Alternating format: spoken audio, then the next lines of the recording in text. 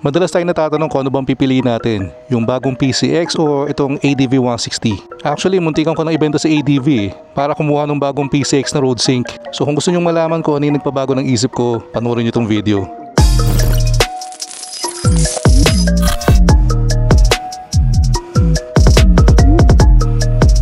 Actually, apat yung main reasons na i-share ko sa inyo na nagpa-decide sa atin na magstay or magstick dito kay ADV. So wag na natin patagalin to, umaambon na. So pinakaunang reason is yung looks. Pero don't get me wrong gusto ko rin yung itsura ng PCX 160. Natatawa na nga lang ako doon sa mga taong talagang todo manlait sa PCX Yung sinasabi mo kang jet ski. Ako, for me, it looks very classy, looks very elegant. Lalo na yung bago ngayon, yung 2025 model. Merong certain angle na sobrang hawig nung bagong headlight, yung headlight ng 2025X ADV. Lumalakas yung patak Tagal na natin hindi nag-ride ng umuulan. Sobrang bipolar naman kasi ng weather natin ngayon. Kaya na bago ako umalis, sobrang init Pero going back sa topic natin, dun sa mga nakapanood ng PCX 160 videos natin, like kong sinasabi doon, gustong gusto ko itsura ng PCX. So when I say looks, talagang lumamang lang ng konti yung itsura nito ni ADV. And when we talk about looks pala, alam natin na napaka-subjective niyan. So it doesn't mean na porque mas maganda sa akin ng ADV ganoon na rin sa ibang tao. Siyempre, kanya-kanya tayo ng taste. For sure, may mga taong mas gusto nila yung style and looks ng PCX 160. So just so happen na hindi tayo isa doon sa mga taong yun. Second reason is yung mga panel. So explain ko lang tong part na to Hindi ko rin kasi alam to nabanggit lang sa akin nung pumunta ako sa Honda Paranaque. So yung PCX pala, para baklasin nyo yung panel, kunyari for example, magpapalit kayo ng busina or magkakabit kayo ng MDL. Imbis na yung harap na panel lang ang babaklasin mo, kailangan mong baklasin lahat galing sa likod. So hubad talaga, kasi connected yung mga panels nya. So nung narinig ko ngayon, sabi ko parang ang hassle naman pala. Kasi itong kay ADV, pinapanood ko to pag kinakabitan ng busina, MDL. Yung mga kailangang panel lang ang tinatanggal Like for example, itong kaliwang harap lang, yung sa busina. Kahit yung kanan, di na tinanggal So sa PCX, for me, medyo time consuming kung mag-upgrade ka. Kasi kahit yung mga simple ikakabit mo lang, tanggal mo na lahat ng panel. And since tanggal lahat ng panel, ang worry ko dun is, of course, baka prone na mabalian ng clip. Kasi alam naman natin na pag hindi marunong yung magbabaklas ng panel or fairings ng motor mo, posibleng may mabaling clip dyan. Kaya buti na lang sa DC Moto Wolf ko lagi dinadala itong si ADV kung may kailangan gawin, kasi sobrang kabisado nila. Pero syempre, sa ibang tao, di ba? Hindi maiwasan. Baka hindi marunong yung gagawa or hindi masyadong kabisado yung motor or yung mga mahilig din mag-DIY. For me, mas magiging convenience sa inyo tong ADV. Nung sinabi nga sa akin yun na para tanggalin yung mga fairings or panel sa harapan, kailangan mo nang baklasin yung sa likod. Kala ko joke time ako Ganun daw talaga kahit sa lumang PCX, dito sa bago, same design. Galing nitong Ayochi parang hindi nababasa. Malalaki rin kasi yung patak ng ulan kahit hindi naman ganun kalakas. Pero sa Ayochi ayun tuyong tuyo. I'm not sure kung dahil dito kasi nakaslant naman to. Commercial lang pala guys, kasi marami rin nagtatanong kung magkano ba tong Ayochi. Madalas ang sagot ko, PM nyo ako sa Facebook. And dami rin nagalit bakit kailangan pa mag-PM. Kasi sinesend ko yung link ko, yung product link, tsaka yung discount code ko. Pero sige, para hindi na kayo mag-message, itong Ayochi C6 Pro, 12,000 plus to. Pero pag ginamit nyo yung discount code ko, lalabas nasa 9,000 plus na lang. Laking tipid rin Kaya sa mga interesado pala, i-pin ko na lang sa comments yung link tsaka yung discount code.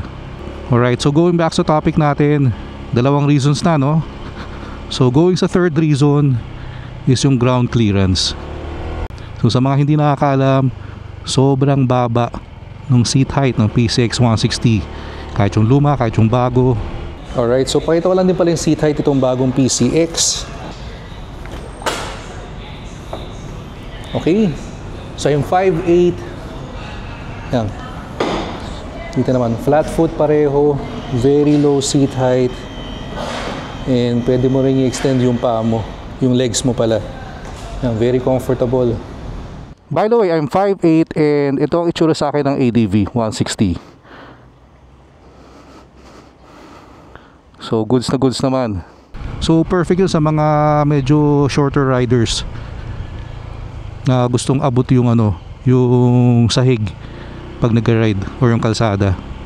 Pero for me, kaya naging naging third reason kung ba't ako nag-stay kay ADV, kasi in terms of ground clearance, malaki yung agwat nila ni ADV. Although mainly city riding lang naman tayo, pero syempre iniisip ko, gusto ko yung motor ko pag dumating yung time na kailangan ko mag long ride, tas baka may konting off-road, gusto kong ready. Kumbaga, baka bigla ako maisipan mag-Koto Mines, di ba? Kasi yung sa baba ng ground clearance ng PCX, iniisip ko lang medyo delikado siguro yun pag dinala mo sa so may konting off-road.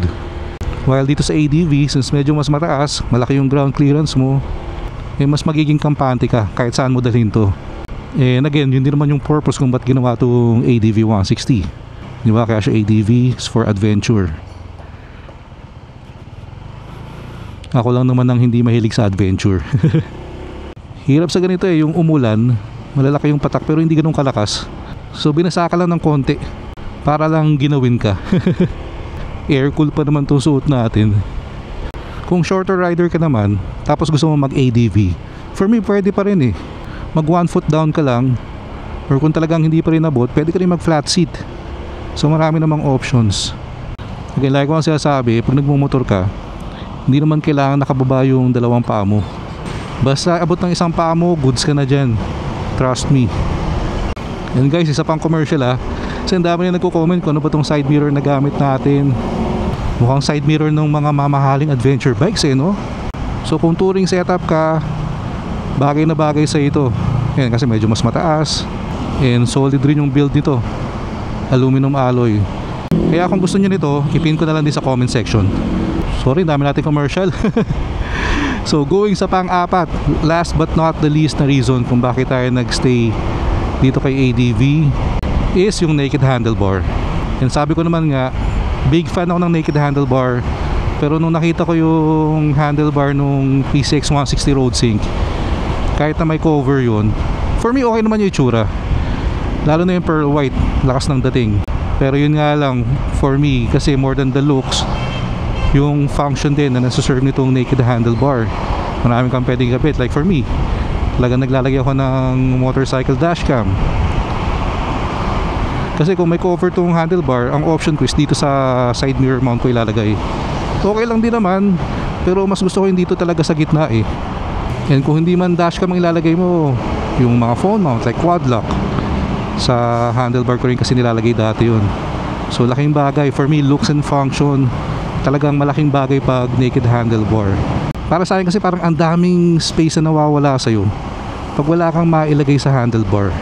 Pero I think yun yung direction na tinitake ni Honda So feeling ko pag lumabas yung bagong ADV 160 na TFT na rin siguro, road sync na rin, hindi na ako magugulat kung may cover na rin yung handlebar nun Same sa bagong PCX. So yun lang naman guys, yun ang 4 main reasons kung bakit natin naisipan mag-stick dito kay ADV 160. And by the way guys, road to 20,000 subscribers na pala tayo dito sa YouTube channel natin. So doon sa mga hindi pa nakasubscribe, favor naman, please click the subscribe button below and like and share the video.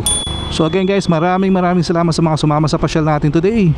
Sa mga namimili between bagong PCX 160 and ADV 160, sana nakatulong tong video na to. So kita-kita sa next video. Ingat kayo lahat palagi. Always ride safe. Peace out.